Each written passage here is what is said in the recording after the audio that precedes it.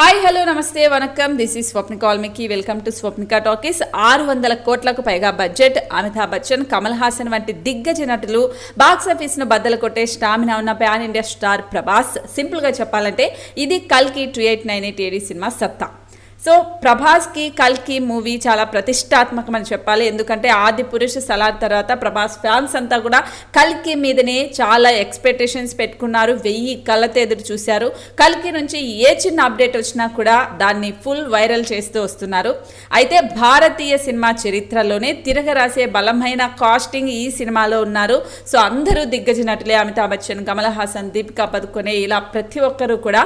So అలాగే దీంట్లో technology పరంగా విఎఫ్ఎక్స్ అలాగే టెక్నికల్ కూడా హాలీవుడ్ లెవెల్లో ఉన్నాయని ట్రైలర్ టీజర్ చూసినప్పుడు అందరూ అనుకున్నారు. సో ఇది మైథలాజికల్ సైన్స్ ఫిక్షన్ ముడిపెడుతూ ఒక సరికొత్త ప్రపంచానికి తీసుకొని వెళ్తాను అని డైరెక్టర్ నాగశ్విన్ కూడా చెప్పారు. మరి ఇన్ని రకాలుగా చెప్పే అంచనాల్ని భారీగా పెంచేశారు. సో ఈ రోజు ఈ సినిమా రిలీజ్ అయిపోయింది. సో మరి అంతగా బజ్ ఇచ్చారు, హైప్ క్రియేట్ చేశారు. కల్కి చుట్టూనే మొత్తం తిరిగింది. మరి ఈ రోజు సినిమా రిలీజ్ అయిన తర్వాత సినిమా ఎలా ఉంది? ప్రభాస్ ఫ్యాన్స్ ఎక్స్పెక్ట్ చేసినట్లే ఉందా, లేకపోతే న్యూట్రల్ ఫ్యాన్స్ కూడా వెళ్ళి సరికొత్త ప్రపంచంలోకి వెళ్ళేలాగానే ఉందా? అసలు ఇంతమంది కాస్టింగ్ అంటే ప్రభాస్, అమితాబ్ బచ్చన్, కమల్ హాసన్, దీపిక ఇలా చాలా మంది ఉన్న ఇంత పెద్ద దిగ్గజ నటులను నాగశ్విన్ ఎలా హ్యాండిల్ చేశాడు? తను అనుకున్న విధంగానే సరికొత్త ప్రపంచంలోకి తీసుకెళ్లారా? ఇలాంటి ఎన్నో విషయాల గురించి, కల్కి గురించి పిన్ టు పిన్ ఈ రివ్యూలో చూద్దాం. ఇంకా లేట్ చేయకుండా కల్కి మూవీ రివ్యూలోకి వెళ్ళిపోదాం. సో ఇంకా కథ విషయానికి వస్తే, అశ్వత్థామ అతః కుంజరహ అనే డైలాగ్తో కురుక్షేత్ర యుద్ధ భూమిలో కల్కి 2898 ఏడి సినిమా మొదలైంది. యుద్ధంలో తన సకల సైన్యాన్ని కోల్పోయి అనుకున్న తన నాన్నని దూరం చేసుకొని తీరని ఆక్రోశంతో రణభూమిలో రగిలిపోతూ ఉంటాడు అశ్వత్థామ. అదే అమితాబ్ బచ్చన్. తన వాళ్ళందరినీ చంపేసిన పాండవులకి వారసుడే ఉండకూడదనే పగతో అభిమన్యుడి భార్య అయిన ఉత్తర, అదే మాలవిక నాయర్ గర్భంపై బ్రహ్మాస్త్రాన్ని సంధిస్తాడు అమితాబ్ బచ్చన్. దీంతో ఉత్తర గర్భంలోని శిశువు మరణిస్తాడు. సో ఇది తెలిసిన యుద్ధ భూమిలోకి శ్రీకృష్ణ పరమాత్మ, అంటే ఫేస్ చూపించలేదు కానీ తనని శ్రీకృష్ణ పరమాత్మగా చూపించారు, తను వస్తాడు. సో రా కృష్ణ, ఇక మిగిలింది నేనే, నన్ను కూడా అంతం చేసేస్తావా అంటూ కృష్ణుడి పైన దాడి చేస్తాడు అమితాబ్ బచ్చన్. వెంటనే పక్కకి తప్పుకొని నువ్వు చేసిన పాపానికి తగిన మూల్యం చెల్లించుకుంటావు అమితాబ్ బచ్చన్. గర్భంలోని పిండం పైనే అస్త్రాన్ని సంధించావు కదా, కనుక నీకు చావు అనేదే లేకుండా నేను శాపం ఇస్తున్నాను అని కృష్ణుడు చెప్తాడు. సో ఇది శాపం ఎలా అనుకుంటున్నావో ఏమో కానీ కలియుగాంతం వరకు నువ్వు కొండ కోణల్లో ఇలాగే తిరుగుతూ ఉంటావు. నీ శరీరం నుంచి చీము రక్తం స్రవిస్తూనే ఉంటాయి, అయినా సరే నీకు చావు దరి చేరదు అంటూ అశ్వత్థామ నుదిటిపై, అంటే అమితాబ్ బచ్చన్ నుదిటిపై ప్రకాశవంతమైన మణిని తీసేసుకుంటాడు కృష్ణుడు. సో ఇక్కడ నుంచే మనకు కథ స్టార్ట్ అవుతుంది. సో ఆ తర్వాత అమితాబ్ బచ్చన్ దీనికి ప్రాయశ్చితమే లేదా అని కృష్ణుడిని వేడుకుంటాడు. సరే, కలియుగాంతంలో పాపం మితిమీరిపోయింది, యాగాలు యజ్ఞాలు కూడా ఆగిపోతాయి. సో గంగా నది చివరి బొట్టు కూడా ఎండిపోతుంది, ఎక్కడ చూసినా అధర్మం తాండవం చేస్తుంది, అప్పుడు నేను మరో అవతారం ఎత్తుతాను అని అశ్వత్థామకి, అంటే అమితాబ్ బచ్చన్కి కృష్ణుడు చెప్తాడు. కానీ నన్ను పుట్టకుండా ఆపే శక్తి కూడా ఇక్కడ కలిగి ఉంటుంది కలియుగంలో. సో నా పైన ఇప్పుడు దాడి చేయడానికి ప్రయత్నించినా నువ్వే ఆ రోజు తల్లి గర్భంలో ఉన్న నన్ను కలి నుంచి కాపాడాలి, సమయం వచ్చినప్పుడు ఈ మణి తిరిగి నీ దగ్గరకు వస్తుంది అంటూ కృష్ణుడు చెప్తాడు సో అమితాబ్ బచ్చన్కి. సో ఇంకా కట్ చేస్తే కురుక్షేత్రం జరిగిన 6000 సంవత్సరాల తర్వాత 2898 ఏడిలో ప్రపంచం ప్రమాదకరంగా ఉంటుంది. సో ఎక్కడ చూసినా నీళ్లు లేక, తిండి లేక జనాలు అలమటిస్తూ ఉంటారు. ఒక్కో నగరాన్ని ఆక్రమించుకుంటూ భూమి నుంచి వనరులన్నీ లాగేసుకొని నగరం అనే ఒక సరికొత్త సామ్రాజ్యాన్ని సృష్టిస్తాడు సుప్రీం యాక్సిన్, అదే కమల్ హాసన్. సో కాశీ పట్టణంలో ఉన్న ప్రజలకి సుప్రీం ఆర్మీ నరకం చూపిస్తూ ఉంటుంది. సో శరణార్థులను కాశీ నగరంలో పురుగుల్లా చూస్తూ ఉంటారు సుప్రీం సైన్యం. అయితే ఇక్కడ సంతాన ఉత్పత్తి ఉన్న అమ్మాయిలను మాత్రమే కాంప్లెక్స్లోకి, అంటే వాళ్ళు సృష్టించిన నగరంలోకి తీసుకెళ్లి వారిపై ఒక ప్రయోగం చేస్తూ ఉంటారు సుప్రీం ఆర్మీ. దాని పేరే ప్రాజెక్ట్ కే. సో సుప్రీం యాస్కిన్, అదే కమల్ హాసన్ ఇచ్చిన ఫార్ములాను ఫెర్టిలిటీ ఉన్న అమ్మాయిల గర్భంలో ఇంజెక్ట్ చేస్తూ ఉంటారు. దాన్ని కనీసం 120 రోజులు మోయగలిగేలా అమ్మాయి గర్భం నుంచి సీరంను కలెక్ట్ చేయాలనేది సుప్రీం ఆదేశం. కానీ ఆ ఫార్ములాను 100 రోజులు కూడా ఏ అమ్మాయి మోయలేకపోతూ ఉంటుంది. కానీ ఆ కాంప్లెక్స్లోనే పనిచేసే సుమతి, అదే దీపికా పదుకొనే పదుకొనే. ఆమె 150 రోజులు దాన్ని ఎవరికీ తెలియకుండా మోస్తూ జాగ్రత్త పడుతూ ఉంటుంది. ఇక ఈ సినిమాలో ప్రభాస్ క్యారెక్టర్ వచ్చి ఒక బౌంటీ అనమాట. అంటే వాళ్ళు చేసే పనిని అలా పిలుస్తారు. సో ఏదైనా పని వచ్చినప్పుడు ఆ పనిని పూర్తి చేసి వాళ్ళ దగ్గర నుంచి డబ్బులు తీసుకుంటూ ఉంటాడు ప్రభాస్. సో ఎవరికి ఎక్కువ యూనిట్స్ ఇస్తానంటే వారి వైపు వెళ్ళి నిజాయితీ లేని ఒక యోధుడుగా పని చేస్తూ ఉంటాడు. తనకి కరుణ ఏమీ ఉండవు. నిజంగా చెప్పాలంటే ప్రభాస్ దీంట్లో కొంచెం నెగిటివ్ క్యారెక్టర్ చేశారని చెప్పాలి. సో ఎలాగైనా నేను 1 మిలియన్ యూనిట్స్ సాధించి కాంప్లెక్స్లో సెటిల్ అయిపోవాలనేదే ప్రభాస్ కోరిక. సో దీనికి తన కారు బుజ్జి సహాయం చేస్తూ ఉంటుంది. అయితే ఇంకోవైపు రేపటి మంచు కోసం కాంప్లెక్స్ అంటే కమల్ హాసన్ సృష్టించిన ఒక నగరం. సో దానిని ఎదిరించి సంభల అనే ఒక రహస్యమైన నగరంలో పోరాటం చేస్తూ ఉంటారు కొంతమంది.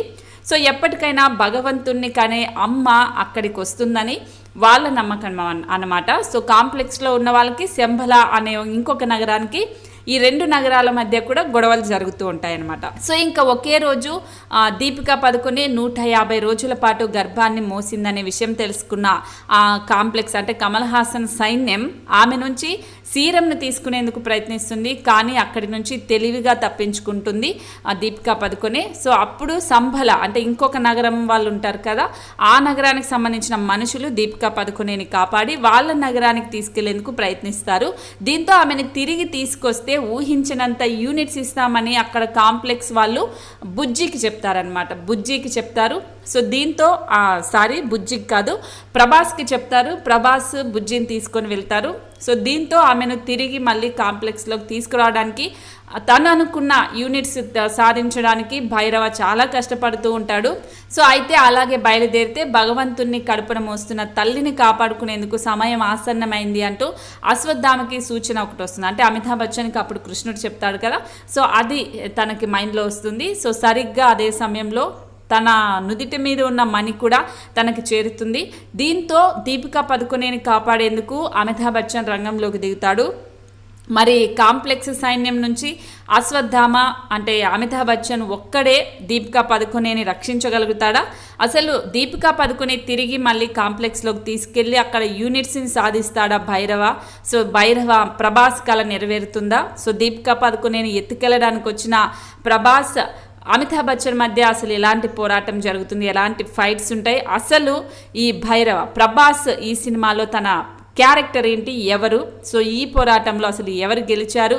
దీపికా పదుకొనే భగవంతుణ్ణి ప్రసవిస్తుందా, అసలు డెలివరీ అవుతుందా? సో ఇలాంటివన్నీ కూడా మీరు తెరపైన వెళ్ళే చూడాలన్నమాట. సో ఇంకా నాగ్ అశ్విన్ విషయానికి వస్తే భవిష్యత్పై ఎలా ఉంటుందనేది ఒక ఊహాగానంగా తీసిన సినిమా అని మనకు ట్రైలర్లోనే చెప్పేశాడు. సో అలాగే సినిమాని కూడా తీశాడు. సో దాన్ని మనకి నచ్చినట్లుగా ఎలా పడితే అలా ఊహించేసుకున్నాడు. కానీ ప్రస్తుత పరిస్థితులను సరిగ్గా అర్థం చేసుకొని పురాణాల్లో రాసుకున్న దానిపై పరిశోధన చేసి చాలా కష్టపడి 3 సరికొత్త ప్రపంచాలను నాగ్ అశ్విన్ అయితే ఈ సినిమాలో సృష్టించాడు. అయితే కాంప్లెక్స్, కాశీ, శంబల ఈ 3 రకరకాలుగా ఉంటాయి. సో అయితే కొత్త ప్రపంచాన్ని ఆడియన్స్కు పరిచయం చేసేందుకు నాగ్ అశ్విన్ కాస్త ఎక్కువగానే సమయం తీసుకున్నారు. సో ఫస్ట్ హాఫ్ మొత్తం దాదాపు పాత్రలన్నీ పరిచయం చేయడానికి, ఆ నగరాలు, అందులో జనాల కష్టాలు, వీటి గురించి వాళ్ళ క్యారెక్టర్స్ గురించి చూపించడానికి టైం సరిపోతుంది. సో అక్కడక్కడ కాస్త సరదాగా కొన్ని సీన్స్ ఉంటాయి. సో ఫస్ట్ హాఫ్ అంతా అలా సాగిపోతుంది.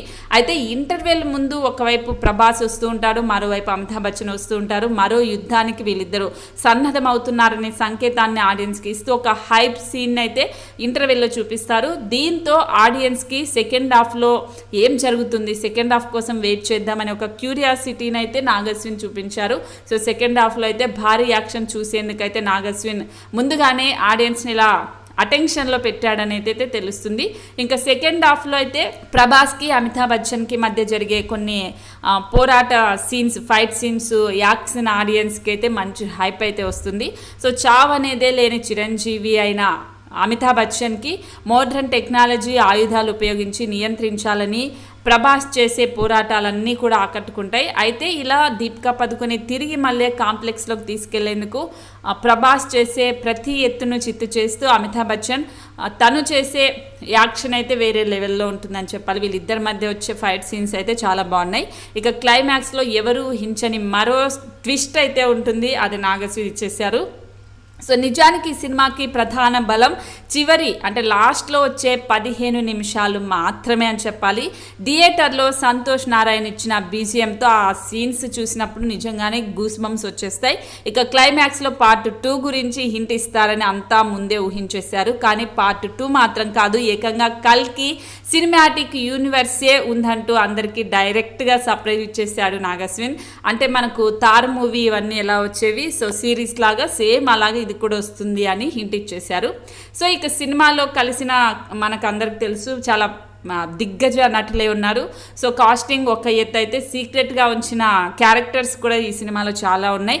దీంట్లో విజయ్ దేవరకొండ ఉన్నారు, దుల్కర్ సల్మాన్, మృణాల్ ఠాకూర్, రాజమౌళి, ఆర్జీవి, ఫరియా, అనుదీప్, ఇలా వీరందరినీ ఊహించని టైంలో సినిమాలో చూపించేశాడు నాగస్విన్. సో ఇందులో వచ్చే ఇప్పుడు నేను చెప్పిన నేమ్స్ అన్నీ కూడా ఎవరు ఏ పాత్రలో కనిపించారు అనేది మాత్రం కొంచెం సస్పెన్స్గా ఉందనేది మనకు నాగస్విని సినిమాలో చూపించారు. సో ముందు మళ్ళీ వచ్చే సిరీస్లో కనిపించే అవకాశం ఉంటుంది. ఇక అమితాబ్ బచ్చన్, దీపిక, ప్రభాస్ నటన గురించి ఇంకా చెప్పాల్సిన అవసరం లేదు. గూస్ బంప్స్ రావడం మాత్రం పక్కా. వాళ్ళకి ఏ క్యారెక్టర్ ఇచ్చినా కూడా దాంట్లో ఒదిగిపోయి చేయడం అనేది నిజంగానే అందరికీ తెలిసిన విషయమే. కాబట్టి నటన గురించి మనం పెద్దగా చెప్పే అవసరం కూడా లేదు. ప్రభాస్ గురించి అలాగే దీపిక, అమితాబ్ బచ్చన్ లాంటి వాళ్ళ గురించి చెప్పాల్సిన అవసరం లేదు. సో ఇంకా ఈ సీన్ చూసినప్పుడు ఫ్యాన్స్ కళ్ళ ముందు మరోసారి బాహుబలి అలా వచ్చి వెళ్ళిపోయిన ఫీలింగ్ అయితే ప్రభాస్ ఫ్యాన్స్కి అయితే కలుగుతుంది. ఇక ఈ కల్కి చూసిన తర్వాత చాలా మంది పురాణాల్లో ఉందనేది ఆల్రెడీ తెలిసిందే. సో తెలియని వాళ్ళకి మళ్ళీ ఒకసారి చెప్తున్నాను. సో కల్కి అనే అవతారం 10వ అవతారం, శ్రీ మహావిష్ణువు 10వ అవతారం. సో ఇప్పటి వరకు మనకు మత్స్య, కుర్మ, వరాహ, నరసింహ, వామన, పరశురామ, శ్రీరామ, బలరామ, కృష్ణ అవతారాలు అయితే ముగిసేసాయి. సో ఇప్పుడు రాబోయే అవతారమే కల్కి అవతారం. అదే లాస్ట్ చిట్ట చివర 10వ అవతారం. ఈ 10వ అవతారంలో కల్కి రూపంలో వచ్చి మన ప్రపంచాన్ని, కలియుగాన్ని అంతం చేయబోతున్నారు అనేదైతే చూపించారు. సో అదే రియల్. దాన్ని వీళ్ళు ఒక విజువల్ వండర్ లాగా చూపించేశారు. సో నిజంగానే సినిమా బ్లాక్ బస్టర్ హిట్ అనే చెప్పాలి. ఇంకా సినిమాలో ప్లస్లు మైనస్లు ఇవన్నీ ఏం చూడకండి. ఇది కల్కి మూవీ, పురాణాలకు సంబంధించిన మూవీ. 10వ అవతారం కల్కి రూపంలో వచ్చి కలియుగాన్ని అంతం చేస్తారు అనేది మనకు పురాణాల్లో విన్నాం. దాన్నే ఇప్పుడు హాలీవుడ్ రేంజ్లో ఒక విజువల్ వండర్ లాగా నాగస్విన్ చూపించారు. ఇందులో ఉన్న యాక్టర్స్ కూడా ఆ విధంగా అదరగొట్టేశారు. ఇంకా ప్లస్లు మైనస్లను కాకుండా ఈ వీకెండ్ వెళ్ళి ఎంచక్క కల్కి మూవీని చూసి ఎంజాయ్ చేయండి. సో ఈ మూవీకి రేటింగ్ కూడా అవసరం లేదు. చాలామంది 3/5 ఇచ్చారు, కొంతమంది 2 ఇచ్చారు, ఇలా రకరకాలుగా ఇచ్చారు. అవన్నీ వదిలేసేయండి. సినిమా అయితే ఖచ్చితంగా అందరూ చూడదగ్గదే. మీరు టికెట్కి అయితే న్యాయం జరుగుతుంది కాబట్టి డెఫినెట్లీ వెళ్ళి చూడండి. క్లైమాక్స్లో వచ్చే ఆ 15 మినిట్స్ని మాత్రం అస్సలు మిస్ అవ్వకండి. సో మళ్ళీ కలుద్దాం మరొక మంచి రివ్యూతో. ఈ రివ్యూ మీకు నచ్చినట్లయితే డెఫినెట్లీ కామెంట్ చేయండి, లైక్ చేయండి, షేర్ చేయండి.